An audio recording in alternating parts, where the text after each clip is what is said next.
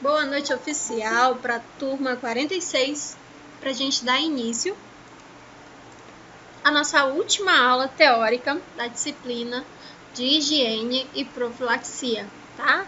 Amanhã, eu pretendo encaminhar a prova na parte da tarde para vocês. Vocês têm o período da noite e o dia 17 para fazer a prova. Daí me devolve, tá, a prova no dia 17 até às 20 horas, que é o nosso horário aqui, tá bem? Porque às 22 eu já tenho que ter terminado tudo, de corrigir e encaminhar para a instituição, que a gente está na nossa data limite, tá bem? Então amanhã eu encaminho a prova e vocês vão ter aí aproximadamente mais de 24 horas para fazer.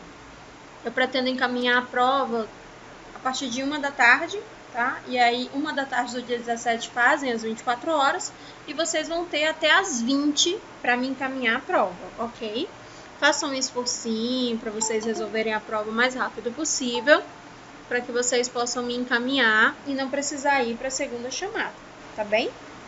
Daí evita problema para você e evita eu ter que fazer uma prova a mais. Olha que legal. Todo mundo sendo legal com todo mundo. Então vamos lá. Na última aula, foi a aula de quinta, nós paramos com relação ao descarte correto do lixo. Dentro dos hospitais, né, na próxima disciplina, eles vão mostrar para vocês o tipo de lixo e o descarte correto. Com relação ao lixo hospitalar, tá? Principalmente para quem fez a disciplina de farmacologia comigo. Prestou atenção o quanto que eu sou exigente com relação à segregação do lixo. Separar o lixo significa que você se importa com o meio ambiente. A gente sabe que para fazer saúde, né, o meio ambiente tem que estar tudo ok, o serviço de saneamento básico, coleta de lixo e água encanada, tudo ok.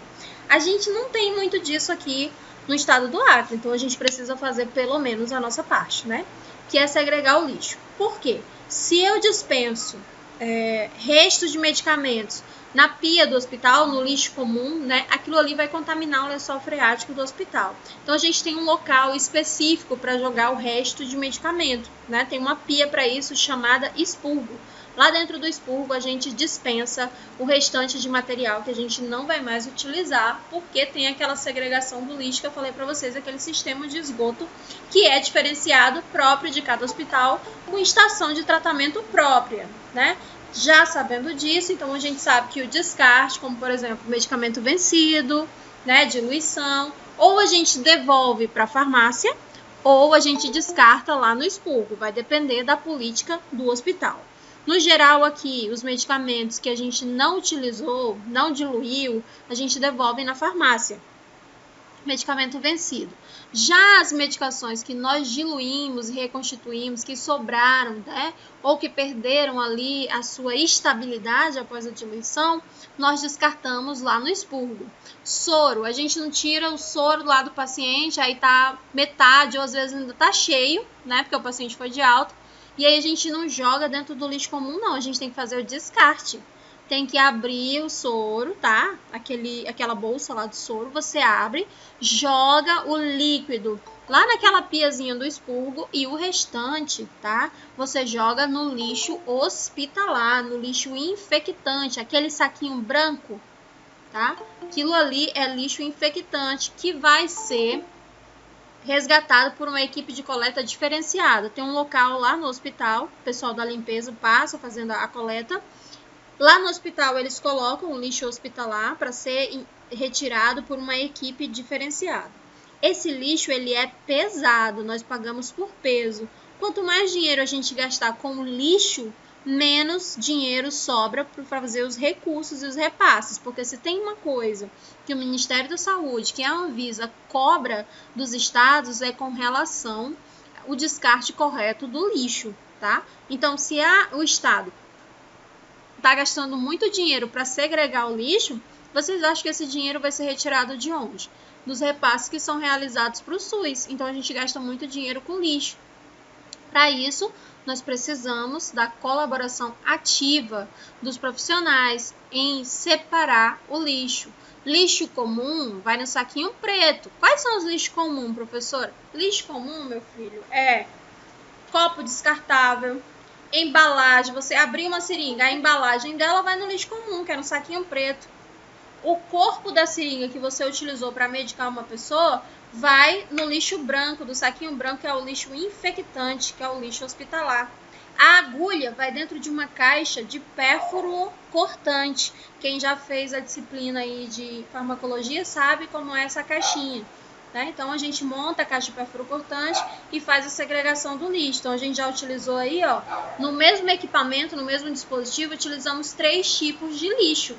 Né? E a medicação que a gente diluiu, se a embalagem for plástica, lixo infectante. Se a embalagem for de vidro, tem um local específico para jogar. Tem lá um disperser bem grandão. Aí tá escrito nele, assim, de lixo infectante também, frascos. Então, a gente joga o frasco ampola lá dentro. Embalagem de soro, luva, touca, gaze, atadura, tudo isso é no lixo infectante. Tudo que nós utilizamos em um paciente para prestar uma assistência para ele, a gente joga no lixo infectante. Agora, a gente levou isso, Cristiane, só para agulhas. A gente não joga seringa ali dentro. A gente só joga a seringa dentro da caixa de pérfuro cortante quando a seringa não desacopla da agulha. Mas, no geral, a maioria das agulhas desacoplam, né? Então, a gente precisa fazer esse descarte correto. Por isso que não é legal a gente medicar as pessoas no ambiente doméstico, porque a gente não tem um lixo específico para jogar. Então, a gente joga lixo hospitalar no lixo comum. E a gente pode contaminar tanto o lençol freático, né, próximo ali da nossa residência, das águas que passam por ali, ou nós podemos contaminar também a equipe que faz a coleta. Porque a equipe que faz a coleta do lixo hospitalar é uma equipe preparada para possíveis adversidades que vai acontecer na coleta de um lixo hospitalar. A equipe que faz a coleta do lixo doméstico, né, ela não espera.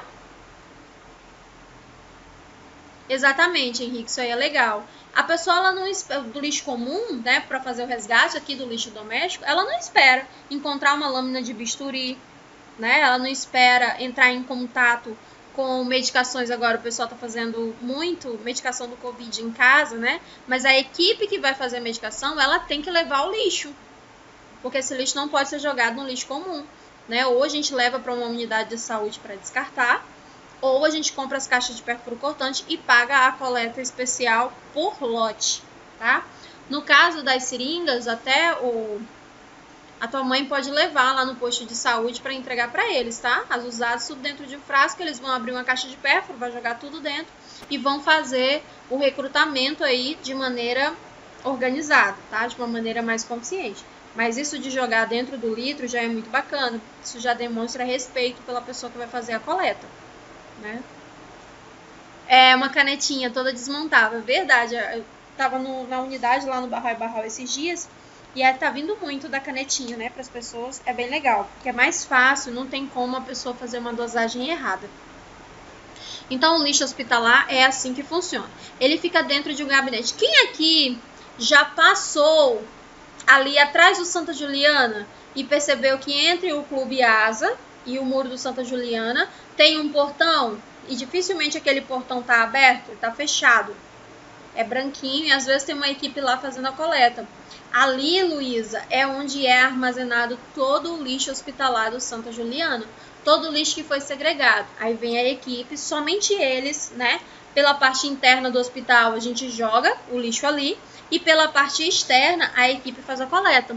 Na fundação é a mesma coisa. Lá na fundação hospitalar, essa parte de coleta do lixo fica próximo ali ao heliponto, onde o helicóptero pousa, e fica também próximo ao Hospital do Câncer, já lá no finalzinho do hospital, completamente separado do bloco onde ficam os pacientes, assim como no Hospital Santa Juliana também, né? Aqui na Unimed, eu moro próximo à Unimed, próximo do Mercali, né? E aí fica na lateral, naquela ruazinha paralelo ao posto, fica a parte de segregação do lixo. Então, a gente observa que a Anvisa, ela trabalha de maneira assídua em cima, né? Professor, e as clínicas pequenas, como que fazem? As clínicas pequenas, elas geralmente entram em parceria com outras clínicas maiores, por exemplo, os consultórios odontológicos, né? Alguns têm na frente aquela caixa de lixo branca, é uma caixa metálica fechada com cadeado. Tá? Uma vez jogando ali dentro, você não tem mais acesso. Então, algumas clínicas já têm a sua coleta própria. Eu trabalho numa clínica lá no Bosque que ela paga a sua taxa de coleta, né? O nosso lixo hospitalar. Tá cortando aí para mais alguém? Aumentei um pouquinho aqui o volume. Beleza. O nosso lixo hospitalar lá, ele é realizado a coleta por uma equipe especializada e nós pagamos por peso. Então, todas as vezes que eles vão lá, né, uma vez por mês, porque a gente não produz tanto lixo assim, né, tanto lixo hospitalar, vão lá uma vez por mês, realizam a coleta e pesam. E aí eles deixam uma nota. Então, a gente paga por peso. Geralmente é R$ 7,00 o quilo, tá? Que a gente paga, geralmente, independente do tipo de lixo. Só que se você tirou um soro lá do paciente e jogou aquele soro com 500 ml lá dentro do lixo infectante, né? Ele já vai pesar ali. E muitos profissionais, eles não sabem o valor das coisas, né? Desses insumos, não estão por dentro dos valores, e eles acabam fazendo esse tipo de coisa. Lá na fundação, tem uma portaria que é proibido. A fundação que eu falo é o Hospital das Clínicas, tá? Porque eu sou do tempo da Florence Nightingale. Lá no Hospital das Clínicas, você não pode jogar, né, uma medicação que você tira, que sobrou ou que você não realizou no paciente, dentro do frasquinho do soro. Você tem que desprezar no expurgo e você só joga fora a embalagem. Porque imagina, um hospital grande como aquele, né? Você ficar jogando todo o restinho de insumo que vem dentro dos medicamentos e dentro dos soros, lá dentro do lixo infectante. No final do dia, aquilo vai dar um peso absurdo, tá? É absurdo. Então, esse repasse, ele é retirado, né, de outros recursos que nós poderíamos estar investindo, né, como de fato ali para a preservação da saúde e tratamentos clínicos, mais medicamentos, mais leitos, né, e a gente acaba gastando dinheiro com segregação de lixo, tá? É de coerência do profissional fazer todas as atualizações profissionais que a unidade oferece e é de obrigatoriedade dele saber onde colocar cada lixo, tá bem? Nos estágios, se vocês tiverem alguma dúvida, tem... Gente, mas é visual, é tudo identificado, né? E em caso de dúvida, a gente bate em cima da mesma tecla. Olha, luva não joga aí não. Lá no laboratório, os meninos tiveram aula prática de farmacologia. E eu pegava no pé com relação à segregação do lixo. Falava, gente, só quando eu não via, né? Quando eu ia lá abrir, todo dia à noite eu revisava o lixo. Quando eu ia lá abrir, no lixo comum, tava cheio de luva, algodão contaminado, né? Algodão com sangue. Então a gente não pode jogar isso no lixo comum, gente. Quem faz a coleta do lixo comum é o lixeiro normal. Né? A coleta do lixo hospitalar, as pessoas parecem um astronauta colhendo, fazendo a coleta, vai tudo de branquinho, num carro que é completamente separado, eles não entram em contato com o lixo. Esse lixo, no geral, é incinerado. Professora, mas aqui no Acre a gente não tem incinerador. Não, não temos. Tá? Esse lixo todo é transportado até Rondônia, onde lá ele é incinerado. Por isso que é um pouquinho caro para fazer a coleta e captação. A ideia era que o estado do Acre possuísse o seu próprio local para incinerar o lixo. Porém, até hoje, não veio o repasse esperado para que esse local fosse construído. Se ele fosse construído, nós poderíamos também cremar os corpos, né? As pessoas que evoluem para óbito, que têm esse desejo de ter a cremação, não precisaria mais aí não contar com esse serviço, porque já teria disponível aqui no estado. Tá? Então, quem faz a coleta do lixo hospitalar, tanto do lixo séptico quanto não séptico, né, é uma equipe especializada. A mais próxima, com sede de incineração, fica no estado de Rondônia. Então, todo o nosso lixo hospitalar é levado para lá. Nós temos também aqui no estado do Acre, em nenhum lugar, meu amor, a gente não tem essa disponibilidade. Em outros estados nós temos, porque tem um local para incineração, né? Para atear fogo. Aqui nós não temos, tá? O lugar mais próximo é em Rondônia. Então aqui, ó, as agulhas que a gente usa, né? Caixa de pérfuro. Material pérfuro cortante, caixa de pérfuro. Equipo, bolsa de soro, é no lixo infectante, é no lixo do saquinho branco.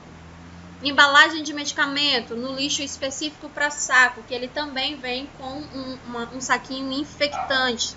Por quê, professor? Porque ele vai para reciclagem, tá? Muitas pessoas fazem a reciclagem dessas embalagens e às vezes nós encaminhamos para a própria fábrica e ele reutiliza para mandar mais medicamentos dentro do mesmo frasco, tá? Porque é vidro, vidro a gente sabe que tem como reciclar. Plástico nós também temos como reciclar. Dentro dos hospitais, vocês já observaram que tem aquelas lixeiras, né, biodegradáveis, que fazem a segregação, alumínio, plástico, né? Aquilo ali está mais voltado para a população, para o uso em geral. Agora, a segregação do lixo a nível profissional, você tem que saber o que é lixo comum, né, o que é lixo infectante e o que é pérfuro cortante. Tudo que fura e corta é pérfuro cortante. Então, agulha, bisturi, portocate, a agulha do portocate que a gente utiliza para fazer uma punção, né? O dispositivo que a gente usa para fazer hipodemóclise. Então, tudo isso é pérfuro cortante, tá? O restante que entra em contato com o paciente, que a gente executa alguma intervenção no nosso paciente, nós denominamos ele como lixo infectante. Então, vamos lá. Você chegou no plantão, né? E precisou utilizar alguns EPIs para trabalhar. Então, você colocou gorro, luva, máscara, né, o descartável, jaleco descartável em cima, você colocou propé, você colocou o óculos, né? O óculos ele é reutilizável, você só vai fazer a desinfecção com álcool.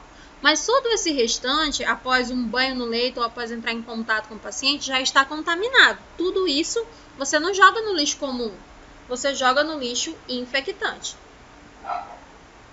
E tudo isso, gente, é para a gente evitar, tá? Que no destino final aqui do lixo, ó, tá? Ele contamine o lençol freático. Aqui no estado do Acre tem um município, que eu não posso falar o nome, que ele não teve esse cuidado com relação ao lixo. O que ocorreu lá? Uma infestação por cólera. Toda a população, ou 70% dela, foi infestada pela cólera. Daí o Ministério Público, né, denunciou o prefeito da cidade por improbidade administrativa e ele respondeu um processo e paga uma multa, porque ele não teve o devido cuidado com a segregação do lixo hospitalar. Esse lixo hospitalar foi depositado em valas, num aterro, né, e aí ele contaminou o lençol freático, um município muito pequeno. Então, a população, né, arcou com as consequências. E nesse município não tem um hospital, né, adequado para realizar o tratamento das pessoas. Então, acabou superlotando os casos mais graves, né, os hospitais das cidades vizinhas e principalmente da capital acreana e da segunda maior cidade do estado, que foi Cruzeiro do Sul, que é onde tem os hospitais mais equipados, né? Então, o que é a cólera? A cólera ela pode se manifestar tanto de uma fase benigna, em casos benignos, como ela pode se manifestar de forma grave. Geralmente as pessoas desenvolvem diarreia, vômito, rápida desidratação, porque a pessoa está com vômito e diarreia, né? 6 episódios de fezes amolecidas, a gente já considera diarreia. 6 episódios em 1 hora, 6 episódios, a pessoa foi ao banheiro 6 vezes em 1 hora, nós consideramos desidratação grave. Essa pessoa precisa de internação, né? Vômito, se ela apresentou vômito esporádico, a gente continua reidratando. Mas se ela vomitou 6 vezes em 1 hora, ela fica internada. Porque ela está perdendo muito rápido o eletrólito e o corpo não tem condições de repor, tá? Então, essa pessoa pode evoluir para acidose, entrar em colapso respiratório de cólera grave e pode evoluir para óbito, tá? Tudo isso porque o lençol freático está contaminado. Então, essa pessoa ingeriu água contaminada. Então, aqui, ó, a transmissão faz-se primeiramente através da ingestão de água contaminada, com fezes e ou com vômito dos pacientes. E secundariamente pela ingestão de alimentos poluídos por água contaminada, ou ainda por mão suja dos doentes, né, e portadores que estão manipulando os produtos, né, que vão entrar em contato com a nossa mucosa. Quais seriam esses produtos, né? Fruta, verdura, legume, alimentação em geral. Por isso que a gente tem que ter cuidado onde a gente se alimenta, né? Observar o local que a gente está se alimentando.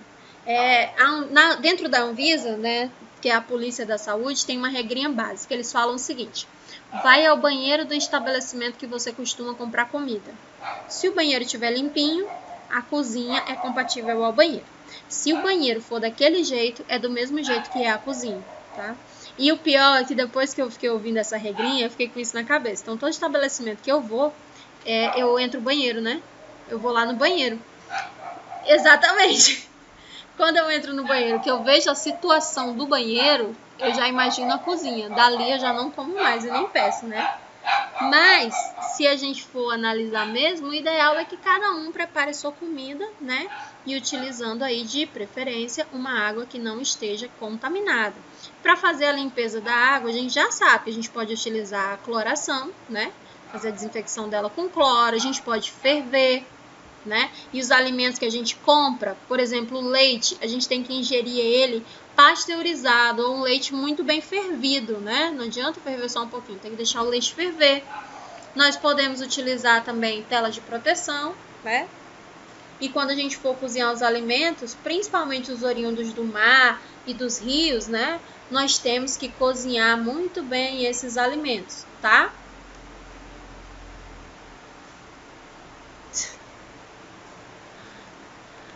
Com relação aos dejetos humanos, eles têm que ser depositados em locais específicos, tá? É por isso que o profissional da área da saúde, ele tem muito receio quando ele vê uma enchente, porque aquela água nem de longe é limpa. Aquela água nem de longe é limpa, então a pessoa entrando em contato com aquela água, ela pode desenvolver uma doença, né, por questão da água estar contaminada. E a nossa pele, ela tem uma barreira de proteção, mas ela é permeável, ou seja, ela tanto absorve água como ela exala água. Henrique, se não pegar a doença, porque é sortudo mesmo, tem muito anticorpo, né? Porque a água, exatamente, Cris, a água ela tem um cheiro característico de esgoto. Então, ela pode, sim, transmitir cólera, tá? E a notificação é compulsória, porque é uma doença considerada grave. A gente trabalha muito com educação sanitária, por isso que é distribuído kits de higiene, kits de limpeza pesada para essas pessoas que foram afetadas, né? Ou no ambiente ali que está sujo, a gente tem que fazer uma limpeza, a gente opta sempre por produtos um pouquinho mais pesados, né? De preferência à base de cloro, a campeã é a água sanitária, para que a gente não entre em contato com nenhum micro-organismo que cause algum malefício grave ao nosso organismo. O diagnóstico da cólera, tá, se dá pela manifestação clínica e pelo exame de fezes, ou ainda pelo suave retal ou pela cultura no exame de fezes. Suave é um cotonete um pouquinho maior, então a gente coloca na cavidade retal, faz a coleta e encaminha para o laboratório, tá? Não é um exame muito agradável, tá bem? Mas no geral a gente consegue diagnosticar através de uma amostra das fezes. O tratamento, soroterapia, uso de antibióticos, no geral, a turma da tetraciclina, da meracilina, ou ainda as sulfa, né? Sulfametaxazol com trimetropina, tá? Sulfametaxazol com trimetropina, todo mundo sabe o que é. Alguém arrisca? Eu sei que tem gente aqui que trabalha em farmácia. Alguém arrisca? Todo mundo já ouviu falar, só que é com nome comercial. E a gente trabalha com nome genérico ou com nome de apresentação.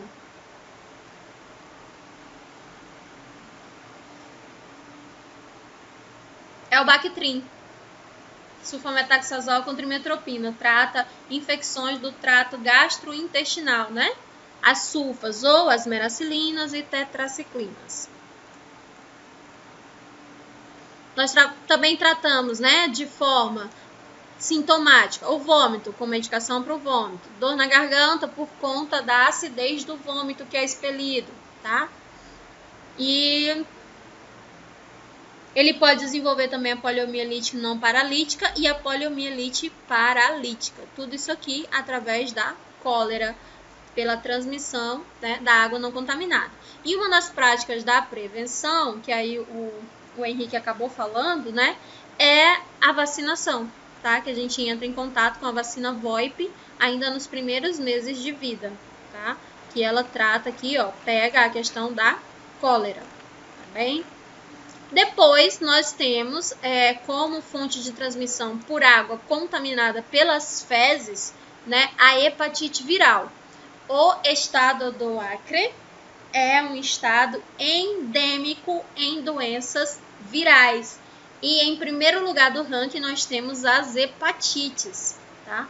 Foi até uma fonte de estudos da USP para observar por que a população acreana tinha tantos casos de doenças do aspecto viral e, em primeiro lugar, a hepatite viral. Drauzio Varela veio, fez toda uma pesquisa lá no Alto Acre e conseguiram parcerias através do governo do estado, que até então era o governador médico, que é infectologista, e ele conseguiu uma parceria com um laboratório da França, Charles Mérieux, e nós temos hoje um laboratório de referência para pesquisa de doenças a nível viral. Por isso que o estrago em relação ao Covid não foi maior, porque nós temos um laboratório próprio, específico, trabalhando aqui, lá no Hospital das Clínicas, tá? Ali perto de onde ficam as lanchonetes, bem do ladinho a gente tem esse laboratório, né? Que é de um francês aí que não sabia o que fazer com tanto dinheiro e trouxe uma parceria para cá, para o estado. Hoje os nossos diagnósticos com relação às doenças virais são mais rápidos. Antes eles iam, né, para o Pará ou para Roraima e eles demoravam aproximadamente 30 dias. Então hoje é muito mais rápido, tá?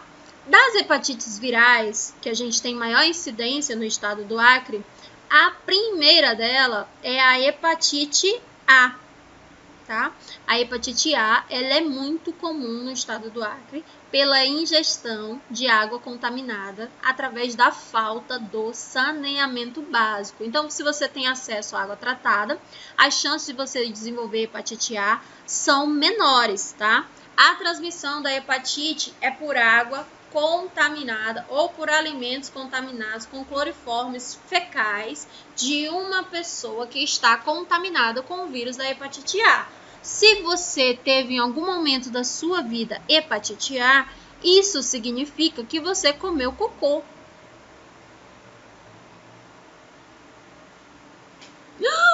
Descobriram aí, né? Quem já teve hepatite A, levanta a mão. A transmissão dela é fecal oral, tá? Comeu cocô em um dado momento, meu filho. Ou comeu um alimento que foi lavado com água contaminada de cocô, né? Ou ainda foi transmissão direta, fecal oral. Não lava a mão aí depois que vai ao banheiro. E aí já foi. Então vamos lá. A sintomatologia da hepatite A, no início da doença, o paciente desenvolve, né, dores abdominais, náusea, falta de apetite, cefaleia, fadiga, fraqueza, dor, que significa algia, é dor, tá? Incômodo no hipocôndrio direito, para quem já fez aí anatomia sabe onde é o hipocôndrio. Para quem ainda não fez, fica na altura das costelas flutuantes, né? Tem aqui, ó, o apêndice xifoide, bem no meio do peito, esse ossinho aqui, que divide a caixa torácica.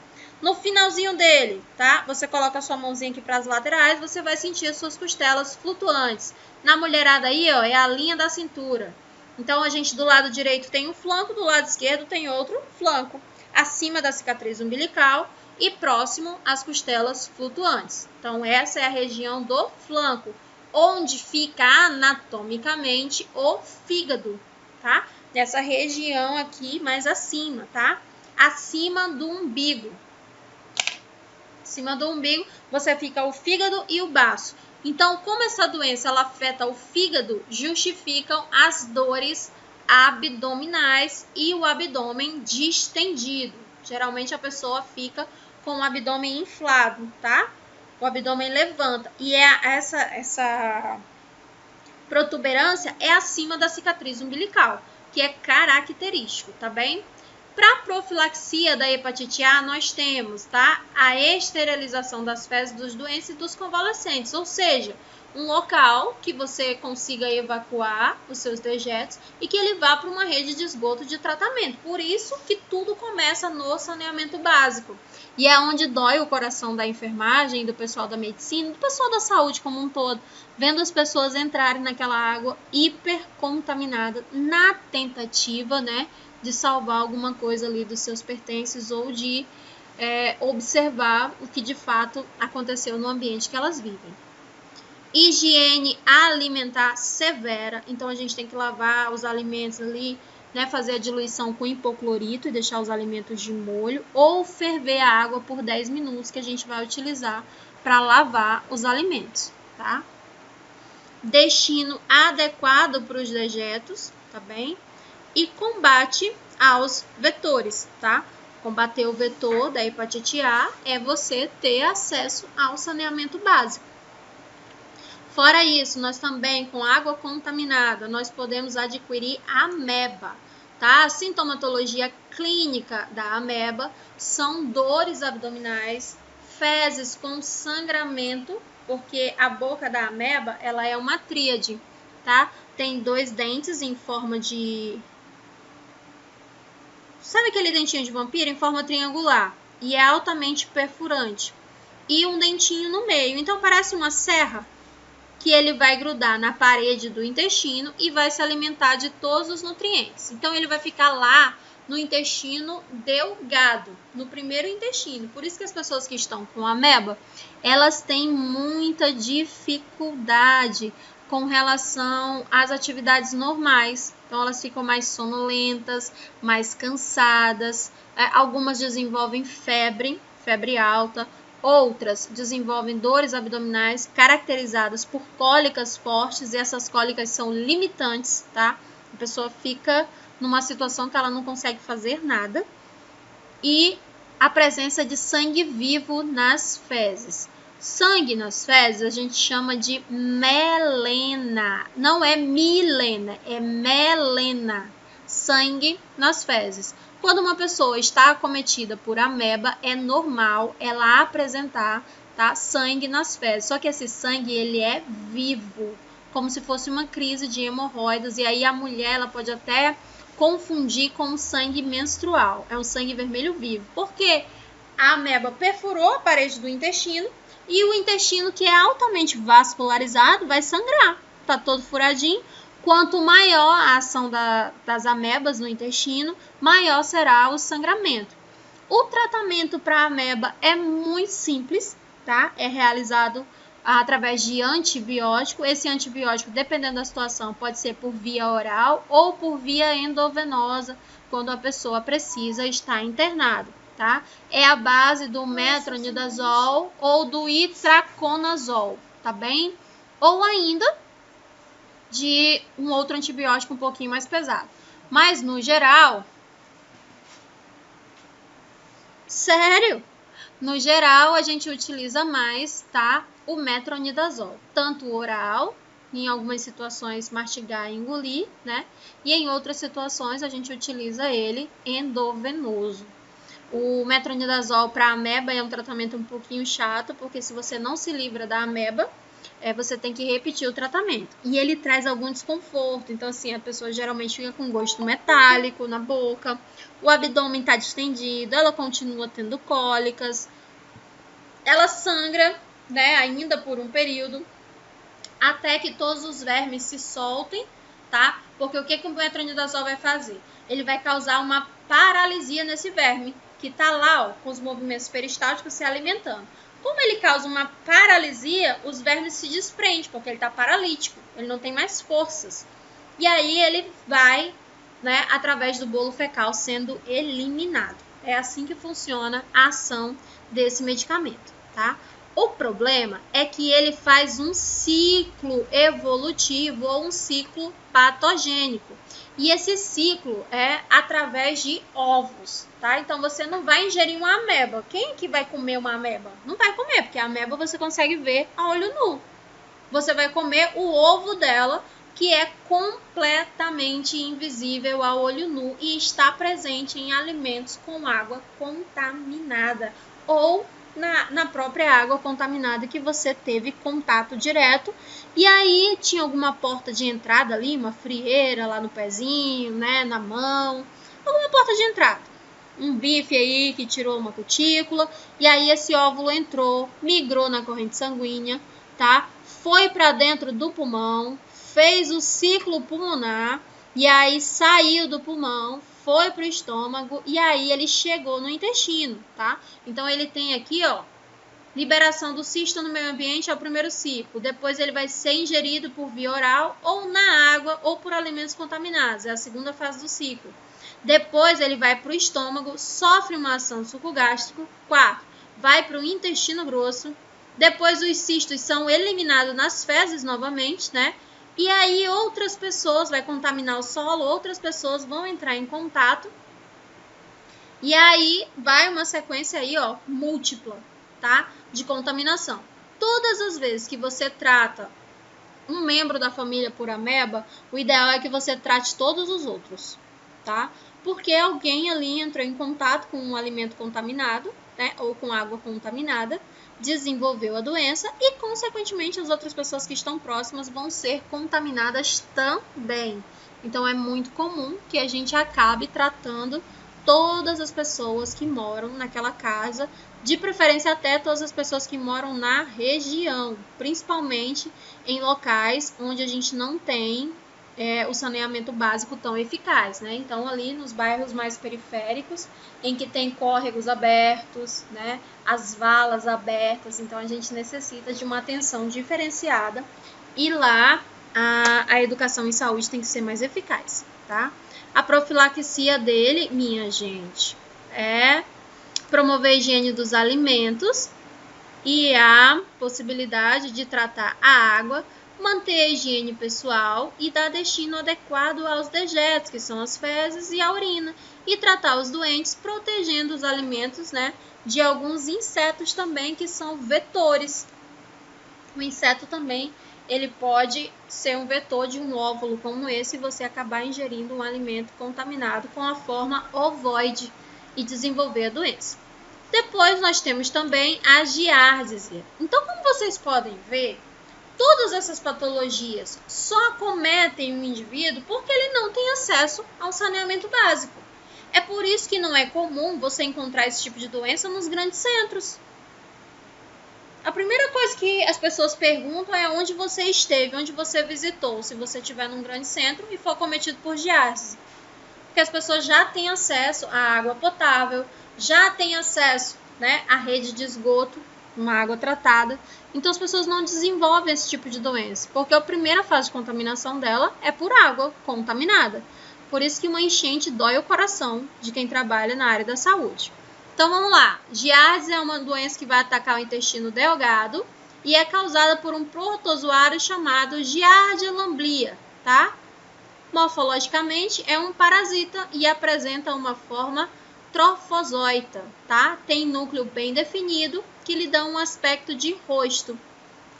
Então aqui, ó, parece um roxinho, deixei aí uma figura para vocês.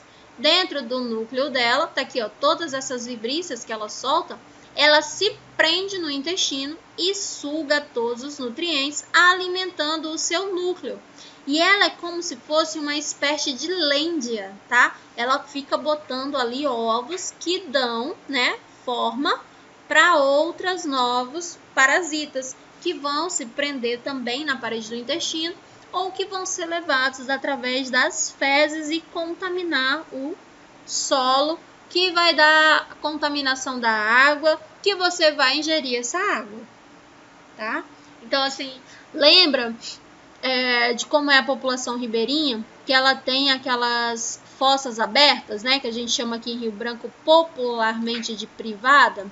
Se aquela privada for na ribanceira, né, no barranco, né, tudo aquilo ali vai contaminar a água do rio.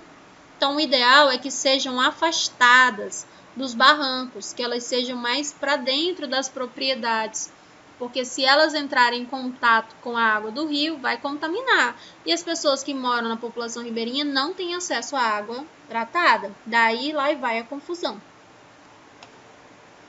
A transmissão. através dos cistos, né? E esses cistos estão presentes aonde, professora? Água ou alimentos contaminados com matéria fecal. Se você teve hepatite A, giardia, ameba, você comeu cocô. Não tem para onde correr, não. Qual é a profilaxia? Destino adequado dos dejetos humanos. Tratar os doentes. Promover, né, uma assiduidade com relação à limpeza da água. Proceder com a higiene das mãos. Proteger os alimentos contra os insetos. Os helmintos como um todo, né, são também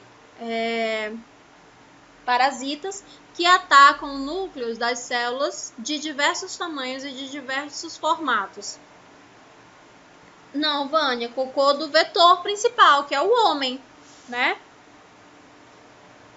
As pessoas evacuam em locais que não são apropriados, né? Não é todo mundo que tem acesso ainda. A gente tá falando de Acre, não é todo mundo que tem acesso a uma privada com vasinho sanitário, não. Dá uma pesquisada aí nas populações mais humildes, como é que é. Se você der uma volta aqui em Rio Branco, em alguns bairros, você ainda encontra, né, aquela fossa aberta, que a gente chama de privada, né? Você ainda encontra. Se você for ali próximo ao Instituto São José e você der uma volta ali na parte de baixo, né, em frente ao Instituto São José, você desce ali o Barranco do Rio. Dá uma voltinha por ali, aí depois você me conta como que é lá. Assim, de cara com o rio. Aqui, ó, em Rio Branco. Imagina numa população ribeirinha um pouquinho mais afastada, né? Alto Purus, por ali, né? Antimari, que fica aqui pertinho, Riozinho do Rola. É a realidade de muitas pessoas ainda. Córrego a céu aberto e não joga água limpa ali, não. Não é água limpa que corre por ali, não. Canal da maternidade. O que corre ali dentro? Exatamente, eu tinha esquecido lá do esgoto ali do novo Mercado Velho, né? Também vai para dentro do rio. Então, tudo isso a gente entra em contato com água contaminada o tempo inteiro. Então, a gente pode desenvolver uma infecção por helmintos chamada esquistossomose. Sério, Beatriz? Chamada esquistossomose, né? É proveniente de uma verminose que traz maiores prejuízos para a população brasileira. O agente etiológico dela é o Xistoma mansoni, que é o causador da esquistossomose mansônica, também conhecida como a barriga d'água, tá? A transmissão dela ocorre pela penetração ativa das larvas através da pele. Então, as larvas, elas atacam as nossas células, tá? Facilitando assim a infiltração no epitélio e daí, meu amor, cai na corrente sanguínea e já era. Então, tá aqui, ó. Ela afeta a veia porta hepática, afeta diretamente o fígado, causando hepatoesplenomegalia, que é o crescimento do fígado e do baço, tá? E ainda do pâncreas. Então, você tem aí 3 órgãos vitais altamente comprometidos, tá? Pela ação da doença. E aí, como é que acontece? A pessoa contaminada evacua num córrego próximo da encosta de um rio, né? E aí entra na água. O ovo, ele é absorvido pelos caramujos. Então, agora, nesse período de chuva, é muito comum a gente encontrar caracol, caramujo, lesma, não sei como é que você chama. E ela solta, né, os óvulos que vão entrar em contato com a pele. Então, assim, essa toxina, ela quebra a barreira de proteção com a pele e entra em contato geralmente pelos pés, que é onde entra em contato direto, né, com essas substâncias. Por isso que a gente não deve andar descalço por aí, principalmente agora nesse período chuvoso. Quando a gente vê uma larvinha, por onde ela passou ali, ó, ela tem uma toxina. Se você entra em contato com essa toxina, pode estar contaminada com a esquistossomose e vai entrar em contato com a sua pele e vai acabar com o seu fígado, fazendo você desenvolver uma doença grave. Então, você tem aí um hospedeiro intermediário, tá? Que é uma pessoa que foi lá e evacuou direto no meio ambiente, fez as suas eliminações fisiológicas. Depois, você tem um hospedeiro secundário, que é dentro do bichinho, tá? Que no caso aí é o caramujo. Sim, somente o caramujo. Depois, você tem um hospedeiro definitivo, que é o homem. E aí, você dá continuidade depois, né, a esse ciclo aí. Então, a sintomatologia dessa doença: calafrios e urticárias, ascite, que é o crescimento, né, do abdômen. Então, você fica com aquele abdômen gravídico. E dentro da cavidade pleural, o que tem ali é líquido, tá? Então, a gente chama essa patologia de ascite, que é o volume de líquido na cavidade abdominal. Então, ela está afetando ali diretamente os órgãos vitais, tá? A pessoa fica bem magrinha, com os braços e as pernas bem fininhas e o abdômen enorme, tá? Por vezes, a gente tira até 5 litros de água do abdômen dessa pessoa e no dia seguinte ela já produziu tudo novamente, por conta da ação desse protozoário, tá? A gente pode encontrar ali como sintoma presente a tosse, anemia devido à ação, né, direta desse protozoário dentro da corrente sanguínea. Então, a gente precisa ali de 4 moléculas de ferro para carregar uma de hemoglobina, levando o oxigênio. A gente não tem mais porque o intestino não consegue absorver absolutamente nada, porque tudo que entra no corpo está alimentando o parasita. Febre crescente, ou seja, uma febre alta. Hepatoesplenomegalia, que é o crescimento desses órgãos e vísceras que eu falei para vocês. Alga abdominal, tá? Que é quando a gente vê as veias, e as veias já estão mais, a rede venosa está mais visível, né? Então, de longe, a gente consegue observar ali toda a rede venosa do abdômen daquele paciente. Melena, que é sangue nas fezes, e hipertensão portal, tá? Porque a veia porta hepática, que passa lá dentro do fígado, né, que vai dar origem à veia cava superior e à veia cava inferior, está comprometida devido ao crescimento excessivo dos órgãos que ela passa por dentro. Nesse caso, o fígado, né? Quem aqui já comprou um fígado de boi e achou uma veia dentro? Que é aquela rede venosa que a gente tem que abrir com facilidade e tirar. Aquela veia, tá? Lembra muito a veia porta-hepática no ser humano, tá? Quando você abre um fígado humano, você consegue encontrar a irrigação através da veia porta-hepática, uma das maiores veias, tá, que a gente tem no corpo humano. Isso, Sheila. Quando você vê ali, ó, o fígado de boi, ele se assemelha muito ao fígado humano na sua estrutura anatômica. Não no tamanho, tá? Com relação, né, aqui eu deixei uma figura para vocês, tá aqui ó, esse pontinho aqui, que aqui tá ruim de ver. Esse pontinho aqui, ó, a gente chama de espícula. Essa espícula se prende na parede do intestino, tá? E vai fazer a absorção de todos os nutrientes que entrar em contato. Por isso que a pessoa vai perdendo peso, tá? Ela vai ficando desnutrida e o abdômen vai crescendo devido à carência vitamínica e a carência de suplementação deste indivíduo. A profilaxia, tratar as doenças e dar destino adequado aos desertos humanos. Eliminar o caramujo, não tomar banho nem utilizar água de lagoa onde tenha caramujo, né? E você deve realizar o combate biológico a este vetor, que é o que traz essa doença, tá bem? Por isso que não é legal a gente ficar em contato com água parada. Depois nós temos a ascaridíase, tá? Que é lombricoide. Então, a gente vai ter aí as lombrigas enormes. Essas lombrigas chegam ao tamanho de 25 a 30 centímetros, tá? Os machos são menores e um pouquinho mais finos que as fêmeas. Então, elas liberam ali também ovos, tá? E esses ovos vão ser eliminados nas fezes. Se essas fezes forem colocadas em locais não adequados, vai contaminar o solo, que vai contaminar os rios, que você vai ingerir essa água e que você também vai ter ascaridíase. Deixei também aqui, ó, uma figura para vocês entenderem como é que funciona o ciclo biológico, para a gente voltar lá naquele exemplo da escola, lá no polo, né? Que tinha uma horta maravilhosa, uma horta em que os alimentos cresciam muito, que abastecia tanto a escola quanto as comunidades próximas, né? A casa ali era uma horta para subsistência de um amigo da escola. Só que a água que ele irrigava, né, era uma água contaminada. Então toda a população estava desenvolvendo patologias. Então, a gente foi lá, mudou a captação da água, né? E medicou toda a população e tá tudo resolvido. A horta continua por lá, deu tudo certo.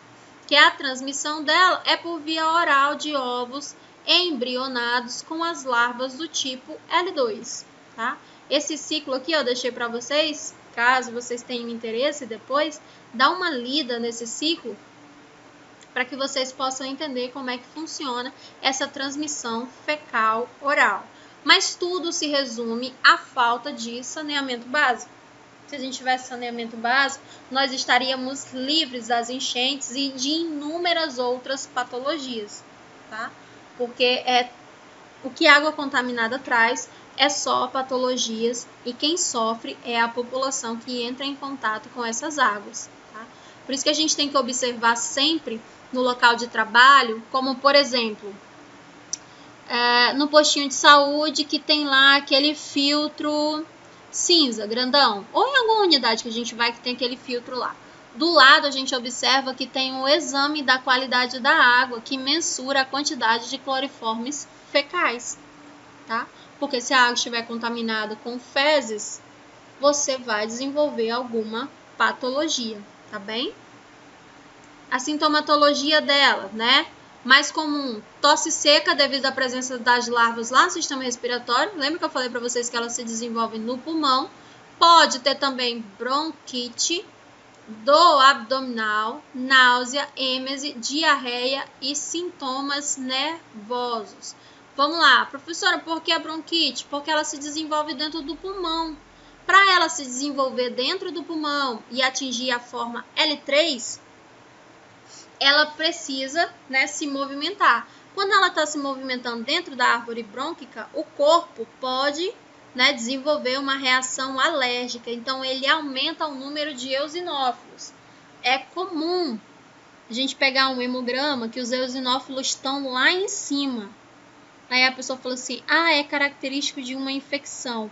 É característico de presença de helmintos. Então, uma pessoa está com uma contaminação, tá, por algum parasita.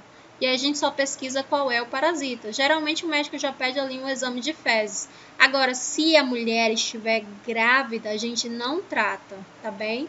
Não tem como tratar helmintos durante o período gestacional, porque todo medicamento ele vai afetar a formação fetal do bebê. Então a gente não medica grávida, tá, para parasitose. Quando ela termina o processo gestacional, no final da amamentação ela volta e a gente vai medicar essa criatura e não vai morrer não, tá? Se a saúde dela estiver em risco, então a gente opta pela medicação, mas a mãezinha vai ter a certeza de que o bebê pode vir ali com algum problema, algum comprometimento, tá? Então é isso que a maioria dessas doenças causam. Então elas trazem um grande desconforto, grandes complicações para o organismo, né? Eu não sei se vocês lembram, mas antigamente era comum crianças morrerem por infestação. A criança estava tão infestada que se a gente medicasse, a criança ia evoluir para óbito, porque iria agitar a quantidade de vermes. Eu lembro que quando eu fiz o curso técnico, direto do túnel do tempo, lá em 2006, eu peguei um caso de uma criança, estava em estágio pelo curso técnico, eu peguei o caso de uma criança que veio do Alto Purus e ele estava completamente infestado por ascaris, né? E o médico não podia dar uma dose específica do medicamento para ele, porque ele iria evoluir para óbito. Então o médico foi medicando ele devagar e fazendo todo o cuidado de higiene. Essa criança ficou com a gente por aproximadamente 1 ano fazendo o tratamento. Tá? Henrique, eu só não vou falar uma coisinha aqui porque a aula tá gravada, tá? Mas é isso aí, já estou antiga. Então, assim, dependendo do grau de infestação que a pessoa está, a gente não pode medicar, senão os vermes, eles vão começar a sair, aí dá aquele, vocês já ouviram falar dessa expressão, do ataque de vermes, né, que sai por todos os orifícios, sai pela boca, sai pelo ouvido, sai pelo ânus, todas as cavidades que tenham ali, né, lembra que ela se desenvolve no pulmão? Então ela pode sim sair pela boca. Quem nunca? Aí, os mais velhos, quem nunca? Bora! Fala logo a verdade aí pra nós. Fala que foi o primo. Quando eu era criança, professor, o meu primo colocou uma verme pra fora, né? Quando eu era criança, o vizinho, né? Nunca é a gente. Porque no tempo aí a galera que tá com 40 anos não tinha essas medicações que tem hoje, não. Né? As medicações, elas faziam paralisias, mas saía inteiro. Aí os meninos ficavam tudo gritando pra mãe dar uma puxada, né? Pra poder o verme ser eliminado por inteiro. Hoje, os medicamentos aí são maravilhosos, que eles derretem, né? E sai tudo ali misturado com as fezes, então a criança nem vê. Mas naquele período lá era mais complicado. A meninada de antigamente sofreu. Era difícil. Mas sobreviveu. Todo mundo aí feliz da vida. Quando a minha mãe vinha com aquele remedinho de listrinha que parecia uma abelhinha, ai meu Deus, já pensava no pós. O remédio era bem gostosinho, era docinho, mas o pós era traumático. Era horrível. Não, e as mães ainda ficavam, as mães ainda ficavam, né, na espera. Ficavam observando, colocava lá o piniquinho e tinha que ficar olhando para ver se tinha feito efeito a medicação. Minha gente. Essa turma é maravilhosa. Todo mundo que passou por situações difíceis, né? A profilaxia, né? São as mesmas medidas aplicadas às outras infestações de verme. Né? Também montar estratégias com saneamento básico, tá? E a água deve ser filtrada ou fervida. Então, minha gente, deixei essa parte para o final, né? Pra gente não ficar ali tão preocupado com relação a essa situação. Mas quem trabalha na atenção primária está mais próximo dessa realidade do que quem trabalha na atenção terciária. Quando essas pessoas com essas infestações chegam para a gente na atenção terciária, que são os hospitais, né? Já é um caso mais complicado. Então, esse paciente ele já está evoluindo para uma situação de internação e de uma situação de intervenção medicamentosa mais assídua e mais eficaz. Tá? Do contrário, a gente faz esse tratamento mesmo de acordo com os sintomas lá no postinho de saúde e muitas das vezes a equipe de saúde opta pelo tratamento de profilaxia. Já chega lá e pergunta assim: ô Agnes, tá com quanto tempo que tu não toma remédio para verme? Ih, menina, a última vez que eu tomei já vai fazer bem uns 10 anos, né? Pode falar, Beatriz. E aí a gente entra com a medicação lá para Agnes, né, de profilaxia. Pode falar. É que uma vez eu fui fazer exame não, bater um raio-x na minha coluna, né? Uhum. E aí tomar 4 lactopurga de uma vez. É o certo?